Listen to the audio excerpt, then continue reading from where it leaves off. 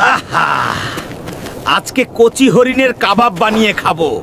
অনেক দিন হলো হরিণের মাংস খাইনি। আফ্রিকার বিস্তীর্ণ তৃণভূমিতে থাকত দুটি হরিণ আর তাদের ছোট্ট এক বাচ্চা। একদিন হঠাৎ তৃণভূমি জুড়ে তীব্র পানির সংকট দেখা দিল।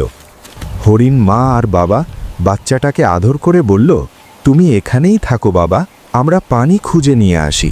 বাবা মা চলে যেতেই একাই বসে অপেক্ষা করতে লাগলো বাচ্চা হরিণ। ঠিক তখনই এক দুষ্টু শিয়াল মিষ্টি গলায় কাছে এসে বলল, পানি চাই তোমার? বাচ্চা হরিণ সরল মনে বলল, হ্যাঁ। তার মনে হলো, আমি যদি আগে পানি নিয়ে আসতে পারি, মা বাবা কত খুশি হবে। এই ভাবনায় সে শিয়ালের সঙ্গে রওনা দিল।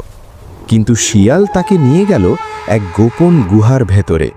সেখানে লুকিয়ে ছিল আরও কয়েকটা শিয়াল। তারা হেসে বলল, আজ তোকে খাবো। ভয়ে কাঁপতে লাগলো বাচ্চা হরিণ। ঠিক সেই মুহূর্তেই হরিণ মা আর বাবা এসে পড়ল। শিয়ালেরা ভয়ে পালিয়ে গেল। এই গল্প আমাদের শেখায়, অপরিচিতের মিষ্টি কথায় বিশ্বাস ভয়ঙ্কর বিপদ ডেকে আনতে পারে।